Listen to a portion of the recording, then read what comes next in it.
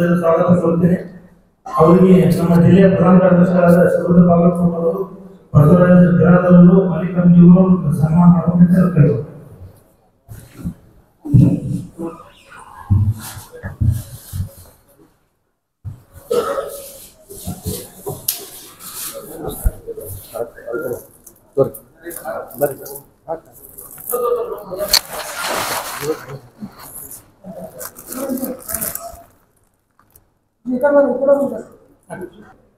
ಇವತ್ತಿನ ಪತ್ರಿಕಾಗೋಷ್ಠಿಯಲ್ಲಿ ನನ್ನ ಜೊತೆ ಒಡನಾಡಿಯಾಗಿ ಕೆಲಸ ಮಾಡಿರ್ತಕ್ಕಂಥ ಜಿಲ್ಲೆಯ ಪ್ರಧಾನ ಕಾರ್ಯದರ್ಶಿಗಳಾಗಿರ್ತಕ್ಕಂಥ ಶಿವರುದ್ರ ಬಾಗಲಕೋಟೆ ಅವರು, ಬಸವರಾಜ ಬಿರಾದರ್ ಅವರು, ಮಲ್ಲಿಕಾರ್ಜುನ್ ಜೋಗರ್ ಅವರು, ಮಾಧ್ಯಮದ ಪ್ರಮುಖರಾಗಿರ್ತಕ್ಕಂಥ ವಿಜಯ್ ಜೋಶಿ ಅವರು, ಅವರಿಗೂ ಕೂಡ ನಾನು ಸ್ವಾಗತವನ್ನು ಬಯಸ್ತೇನೆ. ವಿಶೇಷವಾಗಿ ನಾನು 2ನೇ ಬಾರಿಗೆ ಭಾರತೀಯ ಜನತಾ ಪಕ್ಷದ ಜಿಲ್ಲೆಯ ಅಧ್ಯಕ್ಷನಾದ ಮೇಲೆ ಮೊದಲ ಪತ್ರಿಕಾಗೋಷ್ಠಿಯನ್ನು ಇವತ್ತು ನಾನು ಮಾಡ್ತಾ ಇದ್ದೀನಿ. ಕಾರಣ ಇದೊಂದು ಪತ್ರಿಕಾಗೋಷ್ಠಿ ಅನ್ನೋಕ್ಕಿಂತ ಇದೊಂದು ಸಂತೋಷದ ಕೂಟ ಅಂತ ನಾವು ತಮ್ಮ ಎಲ್ಲರ ಜೊತೆ ಕೂಡ್ಬೇಕನ್ನೋಂಥ ನನ್ನ ಒಂದು ಅಭಿಲಾಷೆ ಇತ್ತು. ಈ ಕಾರಣದಿಂದ ನಾನು ಎಲ್ಲರ ಜೊತೆ ಕೂಡ್ಬೇಕನ್ನೋ ಕಾರಣದಿಂದ ಇವತ್ತು ನಿಶ್ಚಯ ಮಾಡ್ಕೊಂಡು ಕೂಡಿದ್ದೇವೆ. ವಿಶೇಷವಾಗಿ ಕಳೆದ ಅನೇಕ ವರ್ಷಗಳಿಂದ ಭಾರತೀಯ ಜನತಾ ಪಕ್ಷದ ಸಕ್ರಿಯ ಕಾರ್ಯಕರ್ತನಾಗಿ ಜಿಲ್ಲೆ ಒಳಗೆ ಕೆಲಸ ಮಾಡ್ಕೊಂಡು ಬಂದಿದ್ದೀನಿ. ಹಿಂದೆ ಮುದ್ದೇಬಿಹಾಳ ಮಂಡಲದ ಅಧ್ಯಕ್ಷನಾಗಿ, 2 ಅವಧಿಗೆ ಜಿಲ್ಲೆಯ ಪ್ರಧಾನ ಕಾರ್ಯದರ್ಶಿಯಾಗಿ, ಈ ಹಿಂದೆ ಜಿಲ್ಲೆಯ ಅಧ್ಯಕ್ಷನಾಗಿ ಕೆಲಸ ಮಾಡಿ ಇವತ್ತು ಮತ್ತೊಮ್ಮೆ ನಮ್ಮ ಪಕ್ಷದ ರಾಜ್ಯದ ಅಧ್ಯಕ್ಷ ಆಗಿರ್ತಕ್ಕಂಥ BY ವಿಜೇಂದ್ರಣ್ಣ ಅವರು ಮತ್ತು ನಮ್ಮ ಎಲ್ಲ ರಾಜ್ಯದ ನಾಯಕರು, ವಿಶೇಷವಾಗಿ ನಮ್ಮ ಜಿಲ್ಲೆಯ ಎಲ್ಲ ನಮ್ಮ ನಾಯಕರು, ಎಲ್ಲ ನಮ್ಮ ಕಾರ್ಯಕರ್ತರ ಒಂದು ಅಭಿಪ್ರಾಯವನ್ನು ಸಂಗ್ರಹ ಮಾಡಿ ಆ ಅಭಿಪ್ರಾಯದೊಂದಿಗೆ ಮತ್ತೊಮ್ಮೆ ಜಿಲ್ಲೆಯ ಭಾರತೀಯ ಜನತಾ ಪಕ್ಷದ ಅಧ್ಯಕ್ಷನಾಗಿ ಕೆಲಸ ನಿರ್ವಹಿಸಲು ಅವಕಾಶ ಮಾಡಿಕೊಟ್ಟಿದ್ದಕ್ಕಾಗಿ ನಮ್ಮ ರಾಜ್ಯದ ಅಧ್ಯಕ್ಷರಿಗೂ ಮತ್ತು ಹಿರಿಯರಿಗೂ, ನಮ್ಮ ಜಿಲ್ಲೆಯ ಎಲ್ಲ ನಾಯಕರು, ನಮ್ಮ ಕಾರ್ಯಕರ್ತರಿಗೆ ಹೃದಯಪೂರ್ವಕವಾಗಿರ್ತಕ್ಕಂಥ ಧನ್ಯವಾದಗಳನ್ನ, ಅವರಿಗೆ ಅಭಿನಂದನೆಗಳನ್ನ ಹೇಳಿಕೆ ಇಚ್ಛಿಸ್ತೇನೆ. ಈ ಹಿಂದೆ ಜಿಲ್ಲೆಯ ಅಧ್ಯಕ್ಷನಾದಂಥ ಸಂದರ್ಭದಲ್ಲಿ ಬಹುಶಃ ನಮ್ಮ ಪಕ್ಷ ಪ್ರಾರಂಭ ಆಗಿದ್ದು ಜನಸಂಘ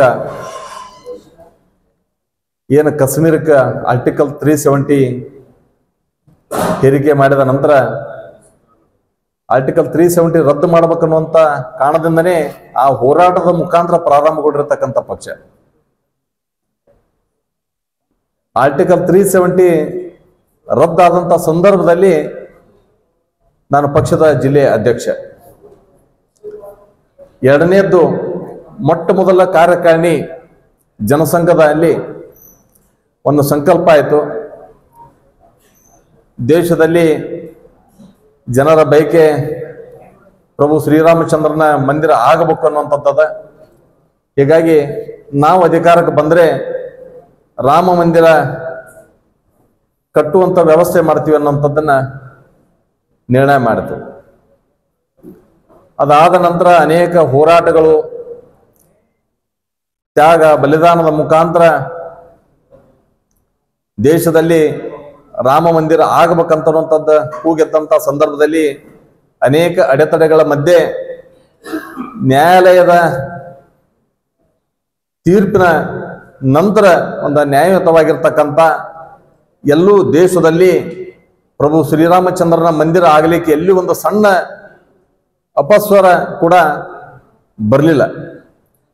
ಇವತ್ತು ರಾಮ ಮಂದಿರದ ಲೋಕಾರ್ಪಣೆ ಆಗ್ತಕ್ಕಂಥದ್ದು ನಾಳೆ ಜನವರಿ 22ನೇ ತಾರೀಕು.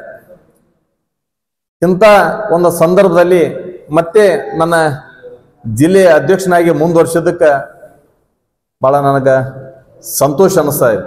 ಪ್ರಮುಖವಾಗಿ 2 ಅಜೆಂಡಾ ಅವು ಸಾಕಾರ ಆಗ್ತಕ್ಕಂಥ ಸಂದರ್ಭದಲ್ಲಿ, 2 ಸಂದರ್ಭದಲ್ಲಿ ನಾನು ಪಕ್ಷದ ಜಿಲ್ಲೆಯ ಅಧ್ಯಕ್ಷ.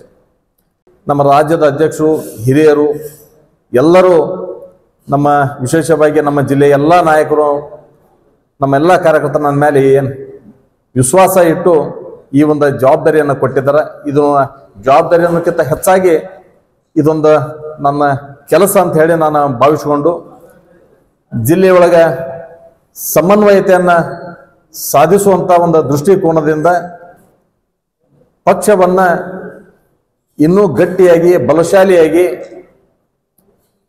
2024ರ ಚುನಾವಣೆ ಮತ್ತೊಮ್ಮೆ ನರೇಂದ್ರ ಮೋದಿ ಅವ್ರನ್ನ ಪ್ರಧಾನಮಂತ್ರಿ ಆಗ್ಬೇಕನ್ನುವಂಥ ನಮ್ಮ ಕಾರ್ಯಕರ್ತರ ಮತ್ತು ಜನರ ಅಭಿಲಾಷೆಯೊಂದಿಗೆ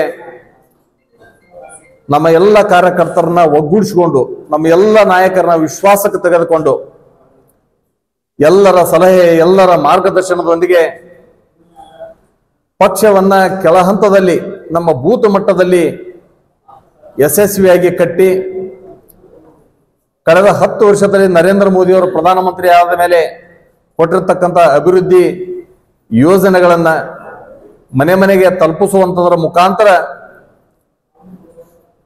2024ರ ಈ ಚುನಾವಣೆ ಇಲ್ಲಿ ಮತ್ತೊಮ್ಮೆ ನರೇಂದ್ರ ಮೋದಿ ಅವರನ್ನ ಪ್ರಧಾನಮಂತ್ರಿ ಮಾಡಬೇಕನ್ನೋಂಥ ಒಂದು ಸಂಕಲ್ಪಕ್ಕೆ ನಾವು ಅಣಿಯಾಗ್ತಕ್ಕಂಥದ್ದು.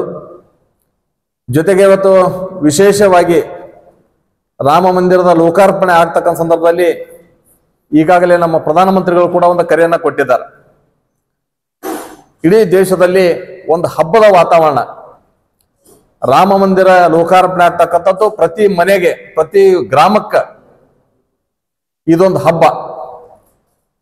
ಇಂಥ ಸಂದರ್ಭದಲ್ಲಿ ಸಂಕ್ರಮಣದಿಂದ 22ನೇ ತಾರೀಕಿನವರೆಗೆ ನಮ್ಮ ಊರೊಳಗಿರ್ತಕ್ಕಂಥ ನಮ್ಮ ಓಣಿಯಲ್ಲಿರ್ತಕ್ಕಂಥ ಎಲ್ಲ ದೇವಸ್ಥಾನಗಳನ್ನ ಸ್ವಚ್ಛಗೊಳಿಸಿ ಈ ಒಂದು ಕೆಲಸದಲ್ಲಿ ನಮ್ಮ ಎಲ್ಲ ಕಾರ್ಯಕರ್ತರು ತೊಡಗಬೇಕು ಅನ್ನುವಂಥದ್ದನ್ನ ತಮ್ಮ ಮೂಲಕ ಕೂಡ ನಾನು ನಮ್ಮ ಕಾರ್ಯಕರ್ತರು ಹೇಳಿಕೆ ಇಚ್ಛಿಸ್ತೇನೆ. ಜೊತೆಗೆ 22ನೇ ತಾರೀಕು ಲೋಕಾರ್ಪಣೆ ಆಗ್ತಕ್ಕಂಥ ಸಂದರ್ಭದಲ್ಲಿ ಪ್ರತಿಯೊಬ್ಬರು ತಮ್ಮ ಮನೆಯಲ್ಲಿ 5 ದೀಪಗಳನ್ನು ಹಚ್ಚೋದರ ಮುಖಾಂತರ ಜ್ಯೋತಿಯನ್ನು ಬೆಳಗಿಸೋದರ ಮುಖಾಂತರ ಇಡೀ ದೇಶದ ಒಂದು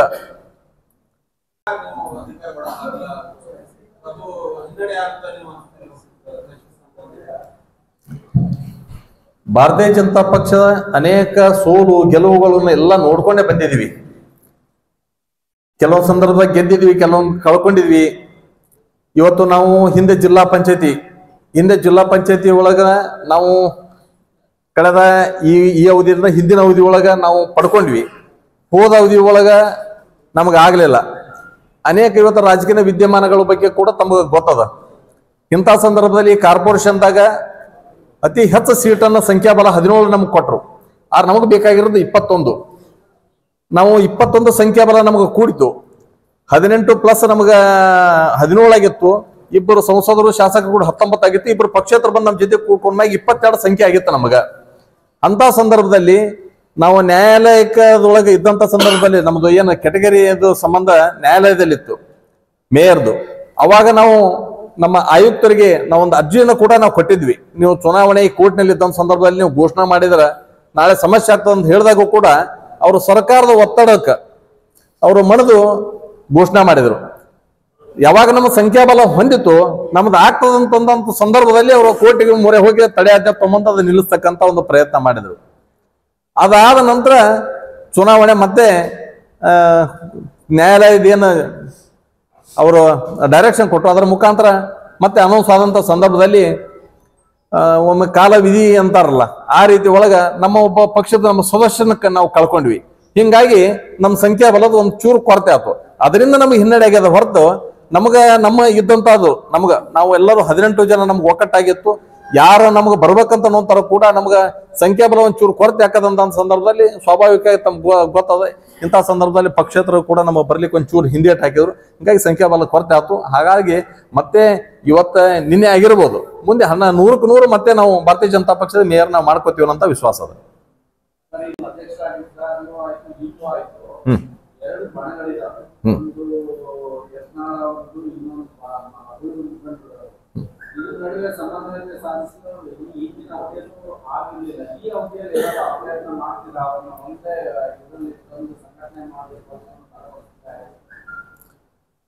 ಸರ್, ನಾನು 2ನೇ ಅವಧಿಗೆ ಜಿಲ್ಲಾ ಅಧ್ಯಕ್ಷ ಆಗಿ ಮುಂದುವರಿಲಿಕ್ಕೆ ಕಾರಣ ಬಣ ಅನ್ನುವಂಥದ್ದು ಯಾವುದು ಇಲ್ಲ ಅಂತ ಅನ್ನೋದು ಕಾರಣಕ್ಕೆ ನನ್ನನ್ನು ಜಿಲ್ಲಾ ಅಧ್ಯಕ್ಷ ಮಾಡಿದ್ದು. ಇದ್ರೊಳಗನ ಒಂದು ನಮ್ಮದು ಏನದಂತ ಅನ್ನೋದ್ರ ಬಗ್ಗೆ ನಮ್ಮೆಲ್ಲ ಹಿರಿಯರು ಗೊತ್ತು ಮಾಡಿ ಕೊಟ್ಟಿದ್ದಾರೆ. ಪಕ್ಷದ ವಿಷಯಕ್ಕೆ ಬಂದಾಗ ಎಲ್ಲರೂ ಒಂದೇ, ಅಭಿಪ್ರಾಯ ಭೇದಗಳು ಇರಬಹುದು ಬೇರೆ.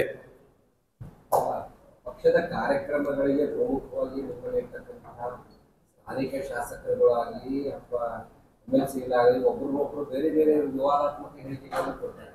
ಆದ್ರೆ ನೀವು ಅದನ್ನ ಯಾವ ರೀತಿ ಶಮನ ಮಾಡ್ತೀರಿ, ಅದನ್ನ ಯಾವ ರೀತಿ ವಿಶ್ವಾಸ ತೆಗೆದುಕೊಳ್ತೀರಿ?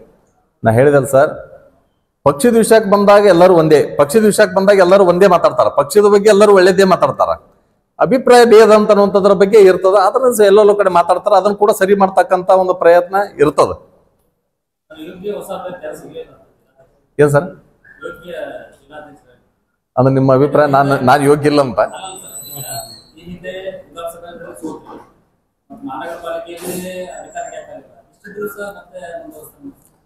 ಬಿಜೆಪಿ 89 ಸೀಟ್ ಪಡ್ಕೊಂಡ ನಂತರ ಮುಂದಿನ ಇಲೆಕ್ಷನ್ದಾಗಿ ಬರೀ 2 ಸೀಟಿಗೆ ಬಂದಿತ್ತು. ಇವತ್ತು ಇಡೀ ದೇಶದಲ್ಲಿ 2 ಅವಧಿ ಸತತವಾಗಿ ನಾವು ಸರ್ಕಾರ ಮಾಡಿದೀವಿ. ಈ ಸೋಲು ಗೆಲುವಂತ ಅನ್ನೋಂಥದ್ದೇ ಪ್ರಜಾಪ್ರಭುತ್ವ ವ್ಯವಸ್ಥೆಯೊಳಗೆ ಇದೆ, ಇರುವುದೇ. ಅದನ್ನ ನಾವು ಸ್ವೀಕಾರ ಮಾಡ್ತೀವಿ.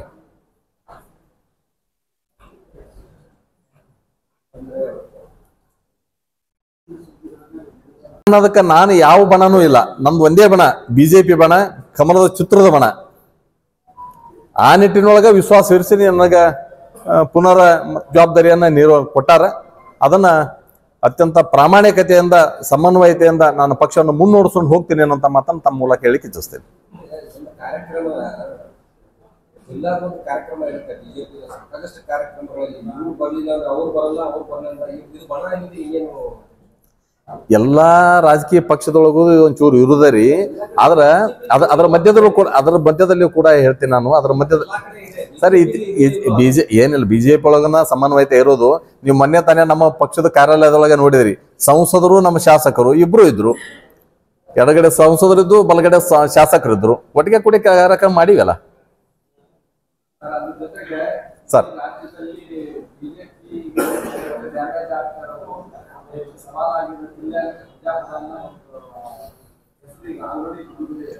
ಯಾವ ಸರ್? ಹಾ ಹಾ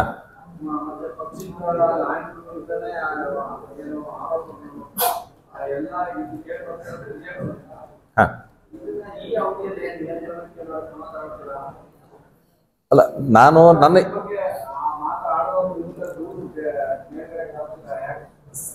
ಪಕ್ಷದ ಜಿಲ್ಲೆಯ ಅಧ್ಯಕ್ಷ.